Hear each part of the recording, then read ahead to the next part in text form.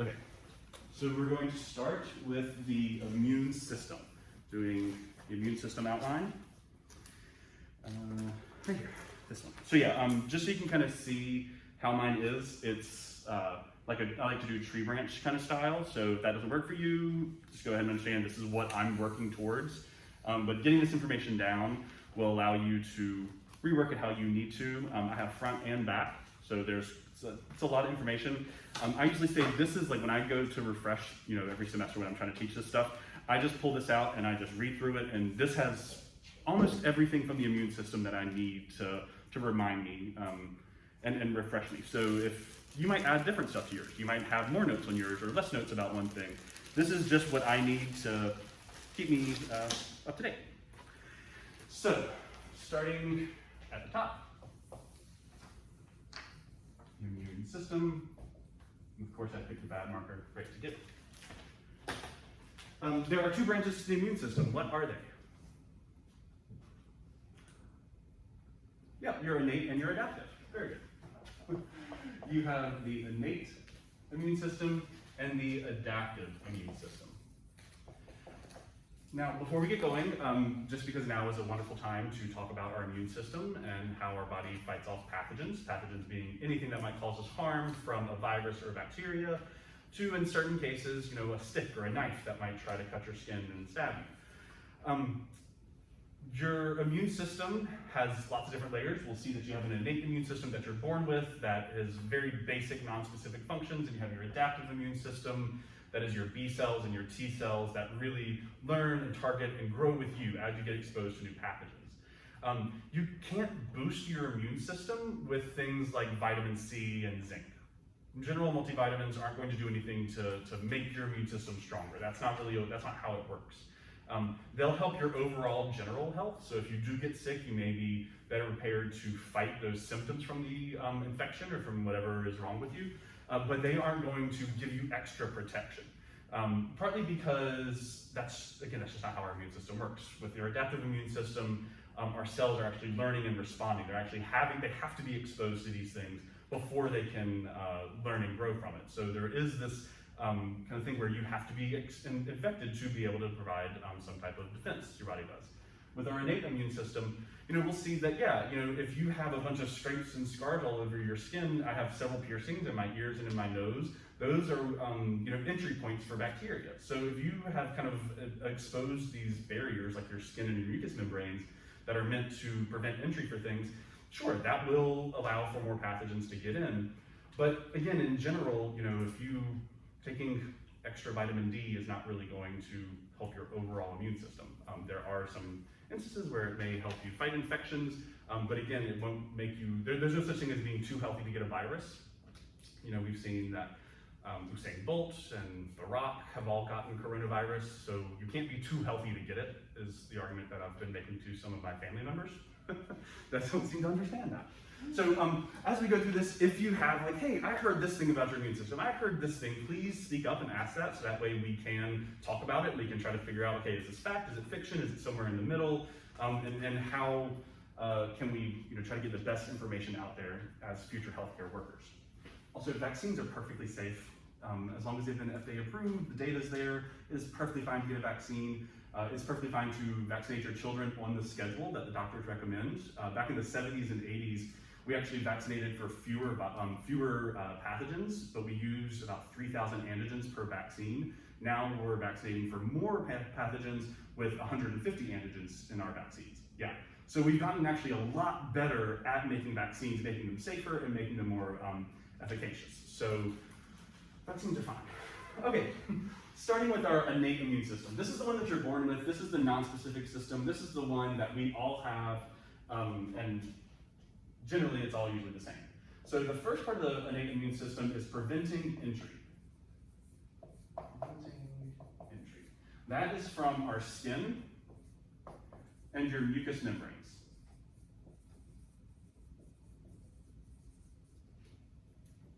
Okay, so your skin and your mucous membranes. Again, as long as your skin is intact, then it actually works as a very good barrier for viruses and pathogens, not just because it secretes certain antibodies and antibacterial substances. And also just the fact that it's a wall, the way that it's the stratified layers, make it really hard to get into. And same with your mucous membranes, there's antibodies in your mucous membranes. The sticky viscousness of it traps particles so that things don't get anywhere. So innate preventing entry, there are cells that respond non-specifically. There are 4 different groups of cells. The first ones are your phagocytes. These are going to be neutrophils, macrophages, dendrites, and dendritic cells. Yeah. I think I said 4. There's 3 phagocytes. The next group are your pro-inflammatory.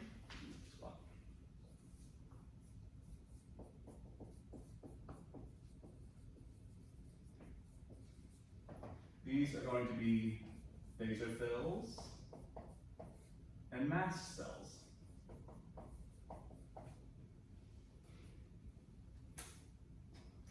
You have cells that are apoptotic, which are going to be your NK cells, your natural killer cells. And cells that are parasite destroying, which are eosinophils.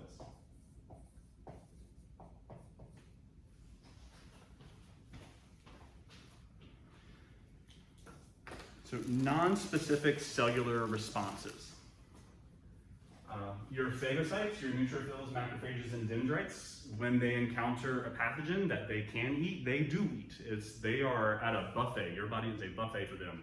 And they walk around and they sample a little bit of everything that needs to be eaten. Our cells put up antigens on their cell surface as markers. Those markers don't just identify the cell as, like we talked about with red blood cells, your A, B, and O blood typing. That's from antigens on the cell surface.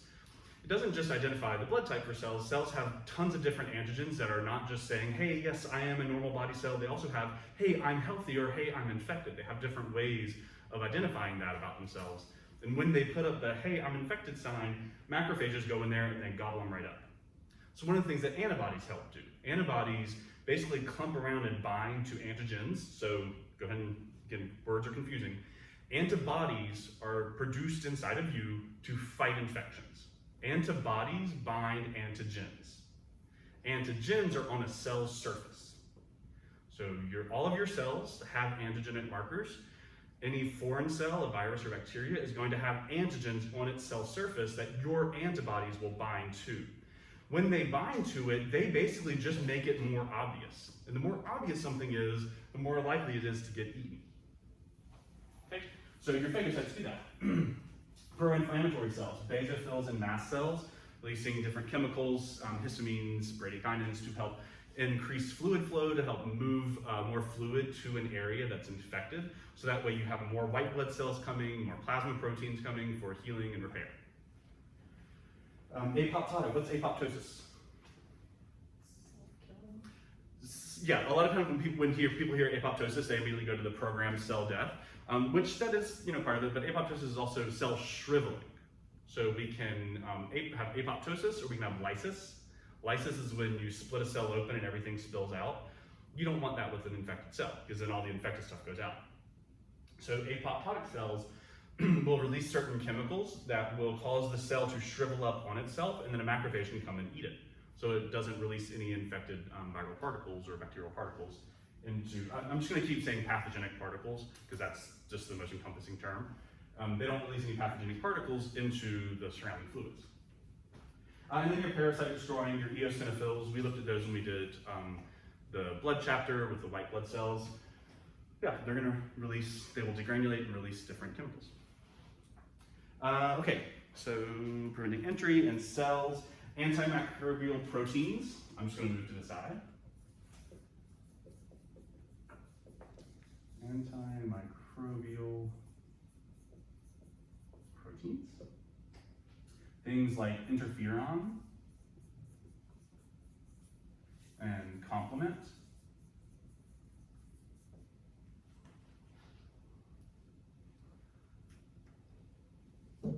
So again, these are all non-specific. It doesn't matter, if it is if it's a flu virus that you've had before, or if it is coronavirus that you've never seen before, your body is going to release these things, and all of these things are going to react the same to both of those pathogens. So it doesn't matter if it's something brand new, if something you've had a million times, these things will always act the same way.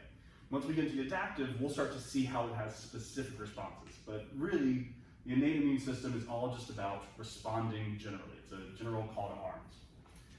These antimicrobial proteins are going to do exactly what they sound like. They're going to be released to help mitigate the immune response and to assist the rest of our cells, our specific cells. Complement is a series of proteins. It's like 30 or something different proteins that our body makes to do exactly what it says. It complements the immune system. So it's going to help the effect of antibodies, basically. There are two activation pathways for complement. There is the classical and the alternative. I'm not going to get into them because it's fairly straightforward. It's just all about what binds first, antibodies or complement. So just know that there's two alternative pathways for activation. Okay, another portion of our innate immune system is inflammation. So we'll see that we have inflammation. The last one is fever. Fever is a systemic response. Inflammation is a local response. Local, but still non-specific. It's like, okay, my whole knee is swollen. Did I get bit by something? Did I overuse it? Did I have a strain injury? Who knows why, but you just have general inflammation. There are 4 phases with inflammation that we talk about. There is the release of inflammatory and chemotactic factors.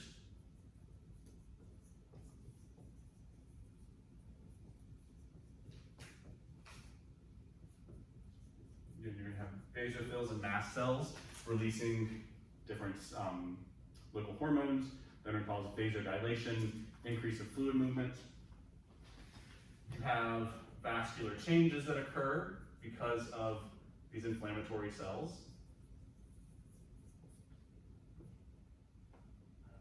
There's the recruitment of leukocytes, of white blood cells. That's going to be from those chemotactic factors. So these are going to draw white blood cells and different cells in. And you have delivery of plasma proteins.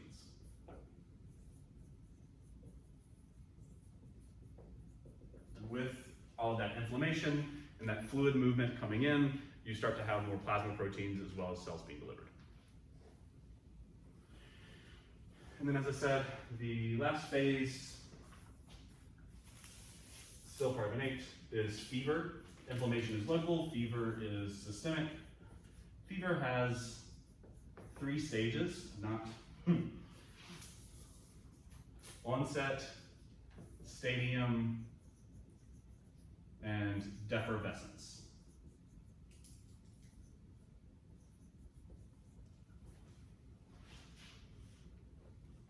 Pretty much exactly what they sound like. The beginning, the actual duration of it, and then they'll cool down.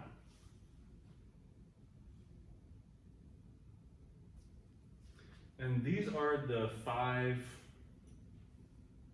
pillars of your innate immune system. We all have these. Generally, all of ours are going to work the same to a lesser or greater degree. Any questions about innate immune system? Cool. Now, Rex. Now we're getting to the adaptive immune system.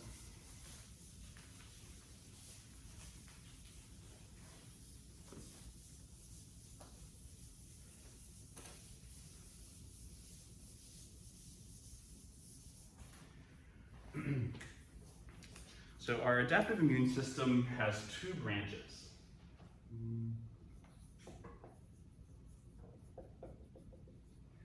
It has a cell-mediated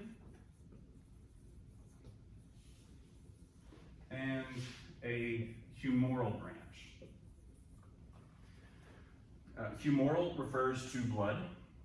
So if you remember humoral regulation from the endocrine system, so humoral refers to the blood. Cell-mediated means that there is some type of cell that is going to be what we call presenting antigens to the actual effector cells, to the actual immune cells. With humoral immunity, that is associated with B lymphocytes. And essentially, why we associate humoral and B lymphocytes is because B lymphocytes don't have to be presented with an antigen. They can bind directly to whatever that pathogen may be. So if you have a virus that is circulating through your lymph nodes, they will encounter your B lymphocytes, and your B lymphocytes can bind directly to that virus. Whereas with your cell-mediated, that's going to be your T cells, your T lymphocytes. And you'll hear me use T cells, B cells, T lymphocytes, B lymphocytes interchangeably. It's the same thing. I had somebody get confused on that one time, and I felt awful because I was like, no, it's the same. I'm sorry. It was on like a test too. It's just like, I don't know how to, I'm sorry. Okay, so we talk about cell-mediated with T lymphocytes because T lymphocytes can't bind directly to a pathogen. They can't bind directly to that bacterium. They have to have another cell, one of your liver cells or skin cells or toe cells, whatever it may be, that has to get infected and then present its infected antigens to the T lymphocyte. So it's cell-mediated because there's this cell that has to be the broker for it before the T cells can be activated. B lymphocytes, they bind directly to it. We also need to step back for just a moment and remind ourselves of lymphatic system, chapter 21, yeah? Your mature B and T lymphocytes, where are they? Thymus or the spleen, I can't remember which one. So the thymus is one of your primary organs, lymphatic organs. The B lymphocytes, your mature B and T cells, are going to be in your secondary. So your spleen is one of them, lymph nodes is another, Maltz tissue is another one. So these cells are going to be in your body, actually in these spaces where lymph and blood are being filtered, monitoring that fluid. So if you remember, like, yeah, with the spleen is that perfect example because it has the red pulp and the white pulp that's monitoring your blood cells and starting to phagocytize certain red blood cells and any infected cells.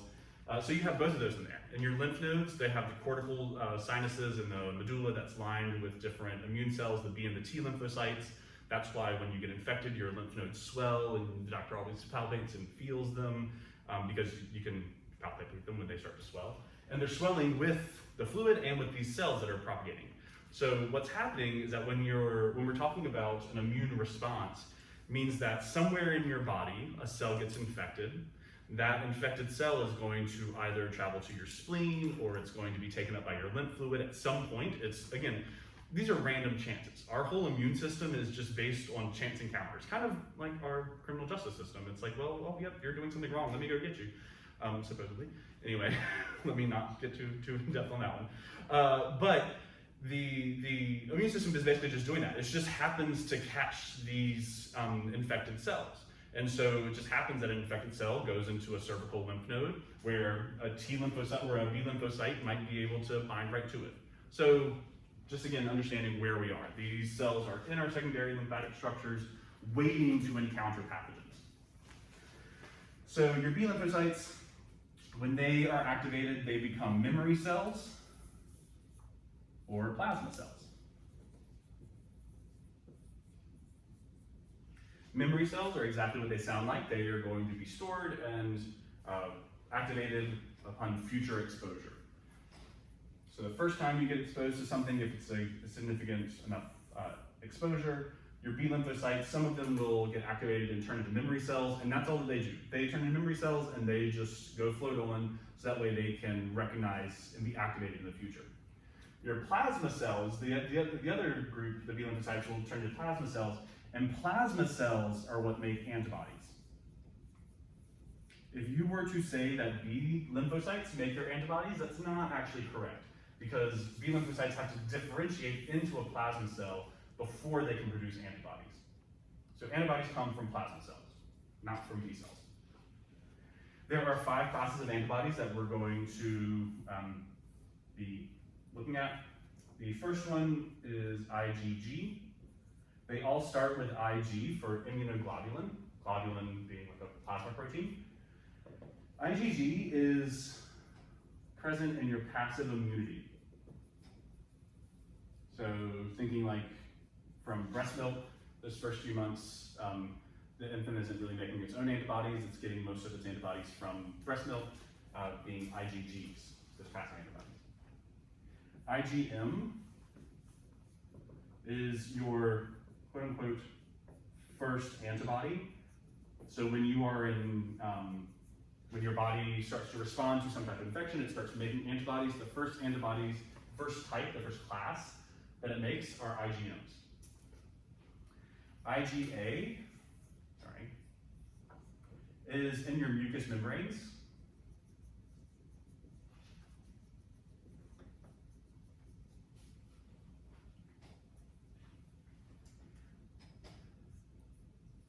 IgD helps to activate, actually I'm going to say bind,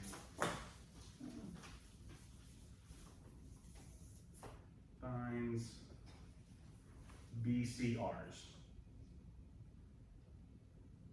We'll see BCRs are B cell receptors. They are on the surface of your B lymphocytes. So things will bind to them. And this activates them. So this helps to activate your B cells.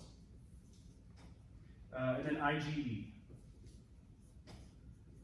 These are present during allergic responses.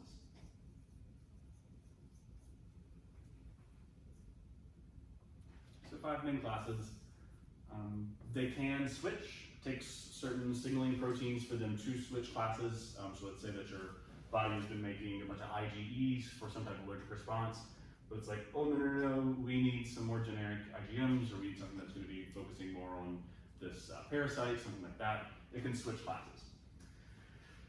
The T cells, T lymphocytes, well, real quick, feeling okay? It's okay if you don't. If you haven't like really watched this chapter yet or gotten into it, then this like is okay if it's just completely confusing. Hopefully once you do the work, it will start to make sense and start to outline it. Cell-mediated T lymphocytes, there are 3 classes of T cells. The first are the cytotoxic T cells. We abbreviate that with, all of these are going to be T and then a little letter. So T little c are for cytotoxic T cells. These are apoptosis inducing, meaning that they're going to release chemicals that are going to cause cells to shrivel. Those chemicals specifically are perforin and granzymes.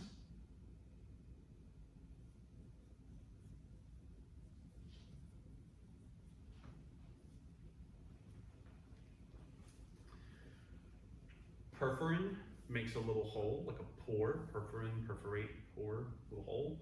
And then the granzymes go into the cell and cause it to shrivel. These are also known as CD8 cells, CD8. That refers to specific proteins that are left on the cell during maturation in the thymus. Because our T cells differentiate. Your cytotoxic T lymphocytes and your helper T lymphocytes. Also TH. These are going to release cytokines, which are proteins that regulate your immune response. One of the big things with coronavirus, once the virus starts to infect you, it causes this cytokine rush that really just basically sends your body into overdrive in the immune response, and it just kind of rips through your whole system. You get all these little holes in your vessels that then have to be repaired with tiny little blood clots, and what do you know, people are showing up with lots of different blood clots all throughout their organs. And part of that is because the cytokine storm, I said rush, cytokine storm is what they call it. So it's in appropriate amounts, it's supposed to regulate and mediate your immune response in a good, healthy way to help fight pathogens, but with novel viruses, they do wild things to us. These are CD4 cells, CD4. So again, in your thymus, your T lymphocytes are going to be maturing and they're going to differentiate. Every T lymphocyte starts off with both 8 and 4, CD8 and CD4 proteins. And then it's just random. Just randomly, some will fall off, the 4s will fall off of the cytotoxic cells, the 8s will fall off of the helper cells, and that's how they become what they become. And then depending on what these, because they're different proteins, so they bind to different things. Depending on how they bind, they'll be either releasing cytokines or apoptosis cells. But again, these are cell mediated, so these have to be presented with some type of infected cell to be activated. The third class of T lymphocytes are your regulatory T lymphocytes.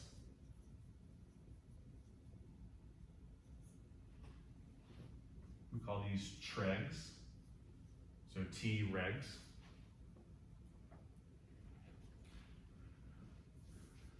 And your memory cells. So sorry, yeah, you have TREGs and memory cells are both types of regulatory cells.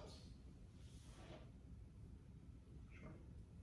And really their goal is to, for the TREGs, is to make sure you don't have an inappropriate immune response, an autoimmune response.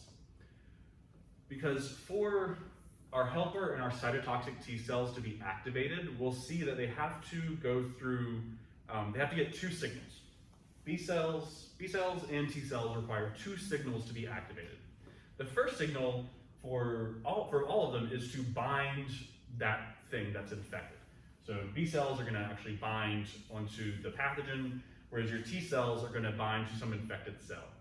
So they bind to it, and that usually lasts 20 minutes to 2 to 3 hours, 3 to 4 hours, however long. But it has to stay there, it has to bind for that long. And once the receptors, so here again I'm going to add just a little more.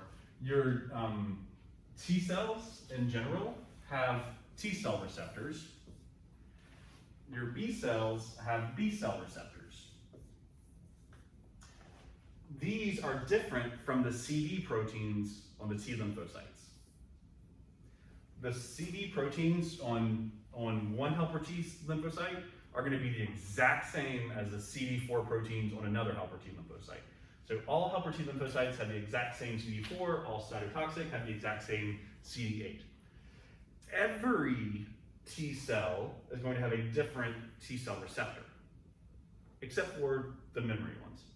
So when a cell becomes activated and it finds a pathogen that it can bind, it makes more of itself so that way you can remember it in the future. But any naive, what we call, if you remember if you've done immune stuff yet, these cells are mature, so they're ready to bind something, but they haven't yet, so they're still naive. These T cell receptors are unique to each T lymphocyte, and it's this random process. In the thymus, there's this gene shuffling thing that happens that sounds pretty straightforward, but it's very, very complex actually. This gene shuffling process that happens that creates a whole brand new T cell receptor for every T lymphocyte that it makes, which is wild. If you think about just all the different possibilities, they're making a brand new one every time, never seen before in your body.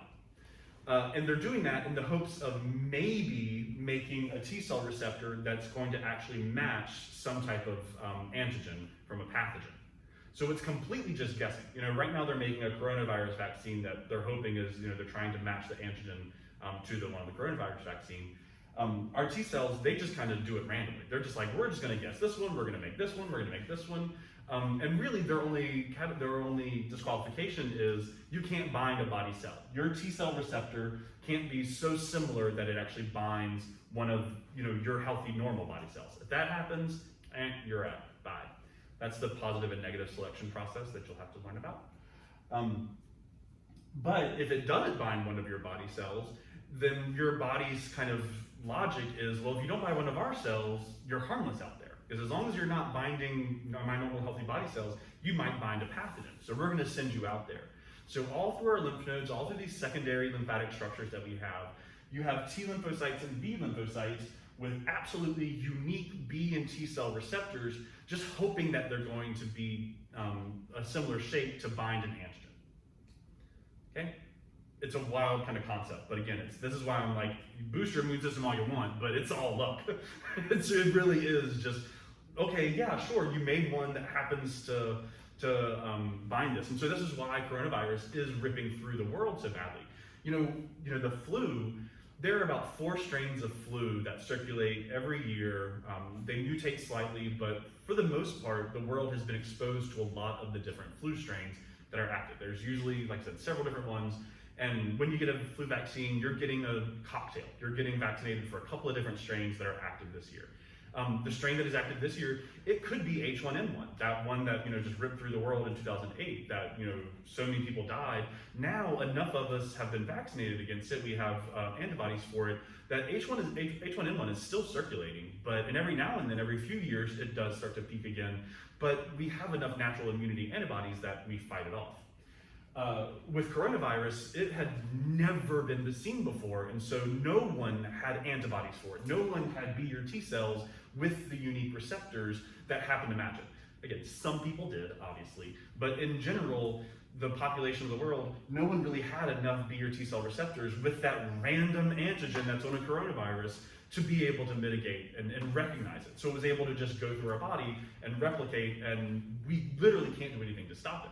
So that's, again, why vitamin C and zinc is great, but it's not going to change the actual genetics that you're working with.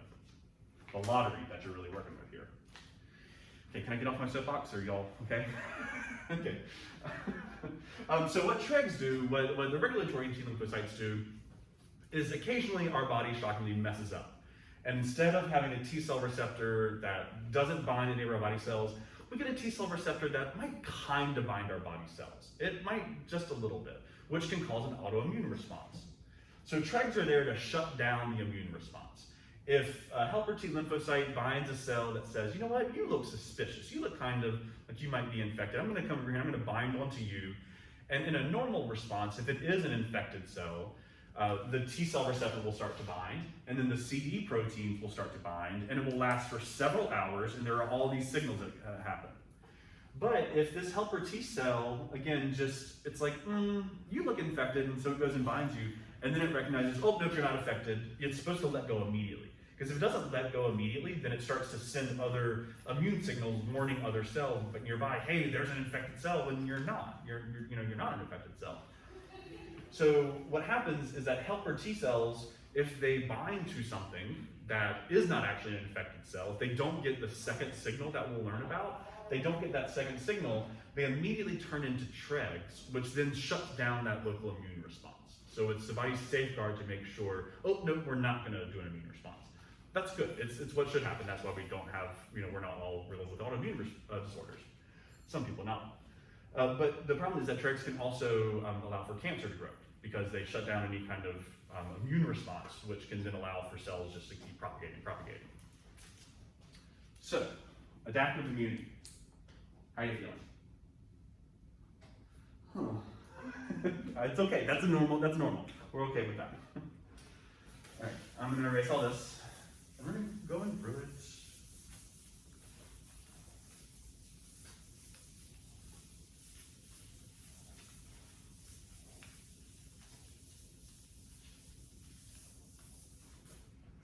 All right, so let's talk about active and passive immunity.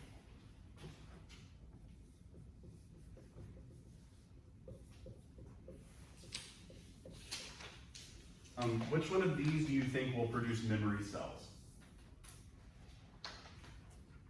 You're going to have memory cells that will remember a pathogen and be able to respond to it in the future.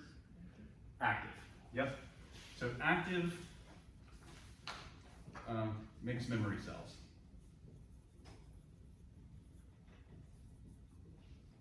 Passive, you have no memory cells. Both of these can happen naturally and artificially.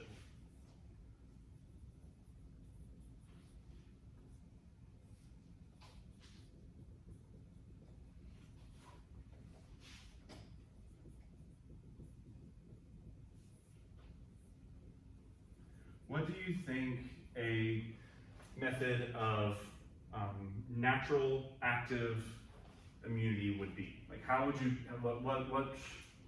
what way would you have natural active immunity? I'm not sure if I'm asking this question in the best way. Just get sick. You just get sick, yeah, direct exposure. Yep, so with natural active immunity, that means that you are being directly exposed to that pathogen. Direct exposure. So you're at the grocery store, somebody's not wearing a mask, they sneeze in your face, and you have COVID. You get direct exposure to that pathogen that causes your body to respond to it, and you produce memory cells. So that would be unique. Artificial, what do you think artificial would be? A vaccine. like that. Yeah. Artificial active immunity would be from a vaccine. So you are not just randomly exposed to it, but you are intentionally exposed to that pathogen, which still causes your body to respond and make memory cells. It actively has to fight, or actually, it's not a great way to say it because then people are like, oh, flu vaccine gives you the flu. No, it doesn't. Your body has to respond, is a better way, when you are actively injected with a vaccine. Also, I'm doing another hop back on my soapbox. Direct exposure, so both of these are potentially methods to get you to herd immunity. And herd immunity is that threshold where when enough people in the population have antibodies, have resistance to a pathogen, to a virus or something, then it is considered that it's no longer spreading within the population. For some, like the measles, the herd immunity is 95%. You need to have 95% of the people in a population with resistance to measles to make sure that it doesn't spread, which is why some of the anti-vax movements, all you need is just that to dip down to 88%, and you can have a complete outbreak that can just ravage communities. So that's why we get vaccinated for a lot of these virulent pathogens, because we need to have such high herd immunity. They're saying for coronavirus, it might be 70–80% of people need to have antibodies before we no longer see it circulating. Kind of like with H1N1, you have to have, it's still out there, it's not gonna ever go away, but we can get to the point where enough of us are immune that it doesn't affect us. The thing is, with a vaccine, you're giving a measured response. A lot of times the vaccine studies are not done for safety, they're done for efficacy. They're done to make sure, if we give this dose, is it enough to give you, to create memory cells, to give you an active immune response that will last, and how long will it last? The vaccine studies usually aren't for safety, even though the AstraZeneca study did stop yesterday because there was an adverse event. They don't know if it was from the vaccine though, so we can't actually say that it was come from the vaccine, but that's also their point, is that, that's why we do vaccine studies. If something happens, we can get it before it's in the public. So vaccines are really the best way to get to that herd immunity, that threshold where the virus is no longer dangerous, or the pathogen is no longer dangerous to the community. Direct exposure, that's kind of what Sweden tried to do. They tried to just say, hey, everybody, don't really limit yourself. Go out, do things, people are gonna get it. You'll get antibodies, and eventually we'll get to that herd immunity. A lot of people suffer because of this. That's just the science, and that's just the numbers. When you try to do herd immunity through direct exposure, that means millions and millions of people getting infected and actually having to fight through the full infection of that virus, as opposed to just a small mitigated portion where they can develop antibodies. With direct exposure, and usually with direct exposure, you can still only get to about 20 or 30% herd immunity. Nowhere near the levels that you actually need to be at to limit a virus spread. So both of these are ways that you're going to get active cell immunity. If you are old enough, then you were probably taken, you may have been taken to like a chickenpox party. If your parents like, oh, my kid's got chickenpox, then your parents just take you to that house, so that way you go ahead and get it when you're a kid, because it's better when you're a kid, so you don't have it when you're an adult. That was direct exposure. Were you? I am that old, yes. Yeah. It wasn't a like, hey, let's go get you sick. It was everyone happened to get sick. Everyone happened to get sick. No one fought against it. Yeah. So that's direct exposure. And so again, that was, people tried to do that with chickenpox. Obviously it didn't work. Chickenpox really did start to get mitigated until, shocker, we had a vaccine for it, and people started giving their children the vaccine instead. So both of these are going to be ways for your body to actively have to make antibodies and make memory cells. I keep saying antibodies, but really memory cells, so it can remember and fight pathogens in the future. That same pathogen. So with passive immunity, we're not making any memory cells. Now, this can still happen through direct exposure. Never mind.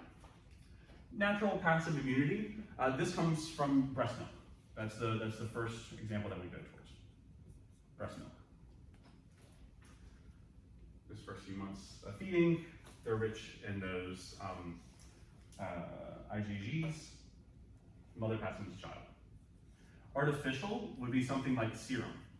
So if you get a snake bite, they're going to give you literally just the antibodies. Because remember, in serum, that's where you have, serum is plasma without clotting proteins, so it still has the antibodies in it, because antibodies are in plasma. We remember this from the first week we talked. So your serum is going to have antibodies. So basically, it's just like, here's the pill. Your body doesn't have it. It's very much the traditional American way. It's like, here's the easy way. Here's just a pill, you can take that, it'll all go away. Your body doesn't have to do anything with this. Same with these. You're just being given the defense. Whereas in this case, your body has to make it itself. So when you do, shocker, when you do the work yourself, you remember. When somebody does it for you, you don't. Okay. Can I erase? Any questions? Okay. The other thing about direct exposure is that it doesn't always guarantee that your exposure is sufficient to produce antibodies. That's why with the vaccine, because they've studied the efficacy, they know, okay, if we give you this dose, you're going to produce antibodies. It's not always guaranteed with direct exposure. MHC production. So now we're getting into this activation process. How do we actually activate these T and B cells? So that way, they're not just floating around monitoring stuff. Now they're starting to actually respond to pathogens. So major histocompatibility. Oh no, histocompatibility. Ability. Maybe. Oh yeah, ability. Thank you. Complex. MHC. You only have to remember MHC. You don't have to actually remember all of that. But what a major histocompatibility complex is a protein on a cell surface. There are two categories. There are MHC1s and MHC2s. MHC1s, again, this protein is on all nucleated cells. So any cell with a nucleus, which is basically every cell except for your red blood cells, are going to have these MHC1 markers on their cell surface. And these, again, are those antigens on the cell surface, basically, that say, hey, here's who I am. I am one of your native body cells. I am healthy. I'm not infected. It's like your passport, basically. So all nucleated cells are going to make these MHC1s. The MHC2s are only found on antigen-presenting cells.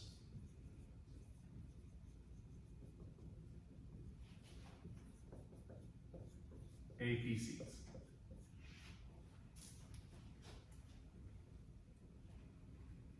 Your antigen-presenting cells are going to be your dendrites,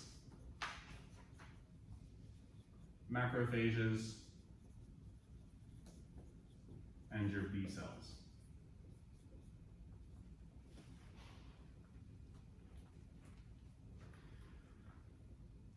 So B cells would be lymphocytes, right? B lymphocytes. Yep. B cells, B lymphocytes, same thing. So these markers are specifically for your T cells. They're for your T cells to bind. All nucleated cells are going to have these MHC class 1s. Basically what happens, the process of making both of these is fairly similar. Every cell in your body is constantly making these MHC class 1s, and they're doing that by taking little parts of themselves, breaking it down, making basically into a little flag, and then putting that flag on its cell surface. So that way the T cells that are monitoring our blood and our lymph can constantly say, it's a quick check. It's like, okay, I don't have to go in here and search things. You're basically just it's like a declaration on your customs form. It's like, hey, here's what I've got, here's what I've got. Every cell is constantly doing that, breaking down little parts of itself, putting them together in its endoplasmic reticulum, and then putting that on its cell surface so it can say, I am still not infected, I am a healthy cell. When they get infected, they still make these MHC1s. So when they're infected, the small portions of that pathogen get put onto the flag. So when it puts it on its cell surface, now instead of just being a normal healthy cell, it has little markers on there of that pathogen, of that virus or bacteria. And the T cells can recognize that and bind to it, and that's how they get activated. So the T cell receptor, the TCR, is binding to the MHC. Okay, so when the MHC is all of a sudden from an infected cell, now instead of being, because again, before the cell was infected, your T cell couldn't bind to it because it's not supposed to. Because if your T cell binds to something, that means that it's infected and it's going to cause an immune response. So in a normal healthy cell, your T cell receptors won't bind to any of your MHCs. But as soon as that MHC becomes infected, or it eats something that was infected or pathogenic, then it's going to start to make these receptors on its cell surface with the infected cell, with that pathogen. And that is what your T cell receptor will bind to. Your T cell receptor binds to these MHCs, which are made from the pathogen that infected it. We okay? Okay. The immune system is wild, y'all. It's one of my favorite systems. There's so much that happens in this immune system. Okay, so to activate your T lymphocytes, they have to bind to one of these. Okay, so let's look specifically at T and B cell activation.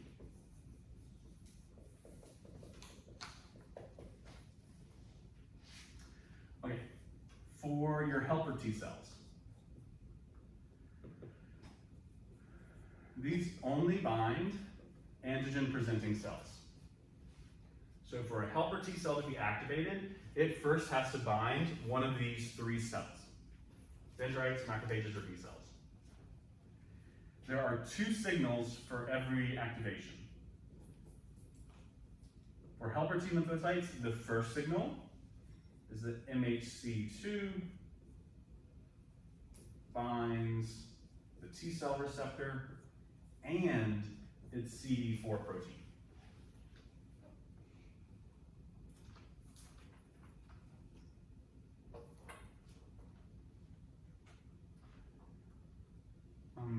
So really the main interaction here is between the T cell receptor and this MHC protein. That's the initial binding. And then these CD4 proteins are basically on the side, and they just kind of come in, they kind of say like, okay, if these two first bind, then the CD4 can come in and say, well, if you two bound, let me see if I can come here and bind.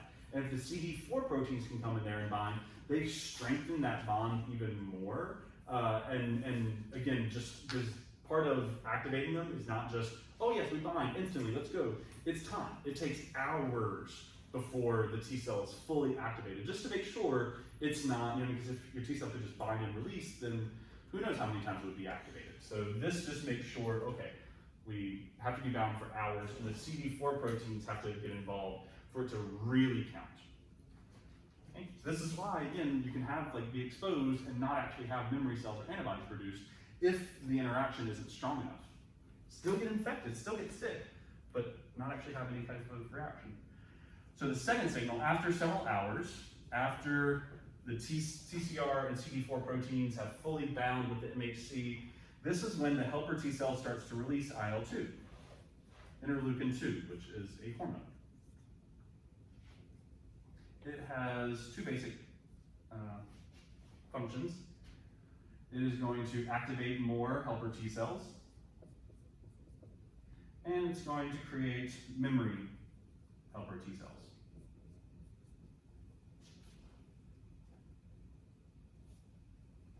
These memory T cells that are being created have the same T cell receptor as this one that's binding.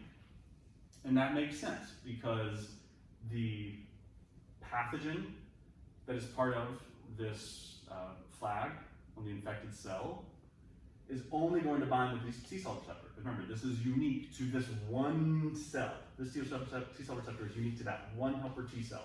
So if it can bind, if it can recognize that, we want to have more of that same one. So once you have the first signal, again, making sure, okay, yes, this is the correct, it's like that puzzle piece. It's like, does it fit? Does it actually fit? You have to get some people to kind of come in and say, I don't know, I don't think that one really fits. No, it does it for hours, it binds to make sure this is the right T cell receptor. Then this same cell starts to release IL-2, which will activate memory T cells. It works as an autocrine hormone to create its own replicas of itself. Cool. Cytotoxic T cells. So again, the helper T cells only bind antigen-presenting cells with that MHC2, class 2.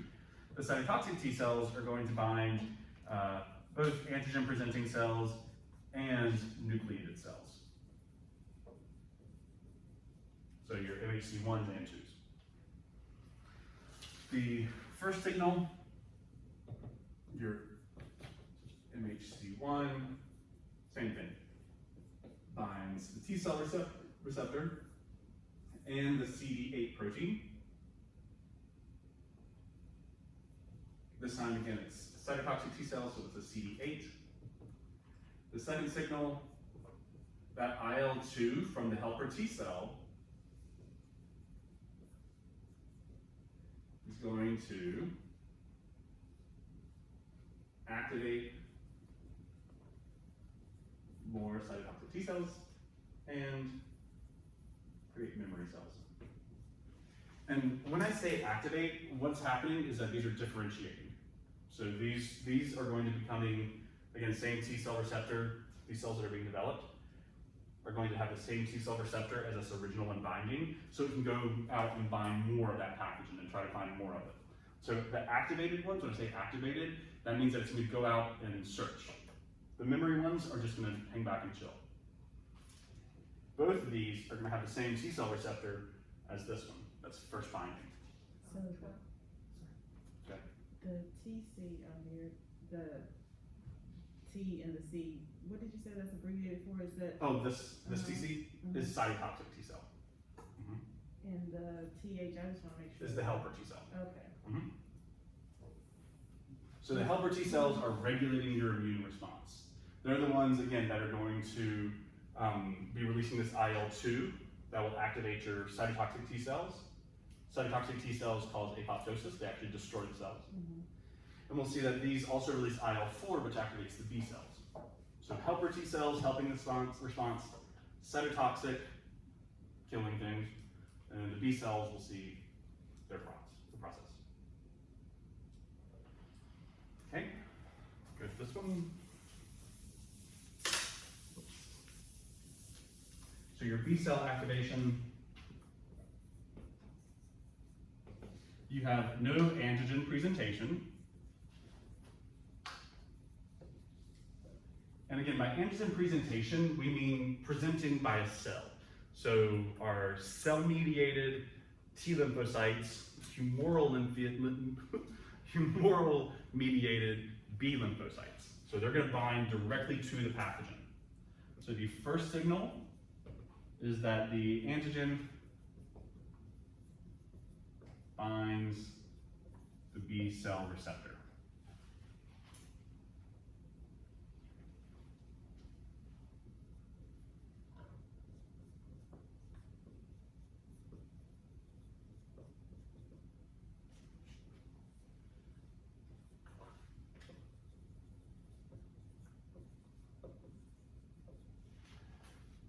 After that, and so your B cells are going to bind the antigen directly, potentially at the exact same time that your helper T cells are binding an infected cell.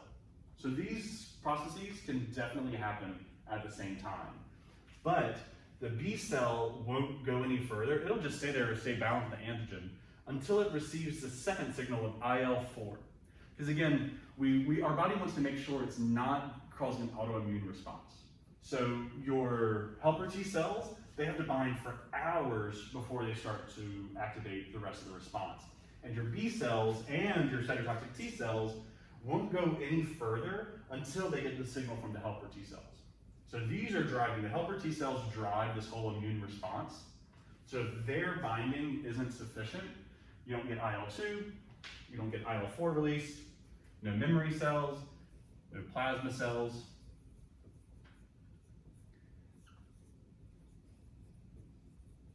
Plasma cells making those antibodies.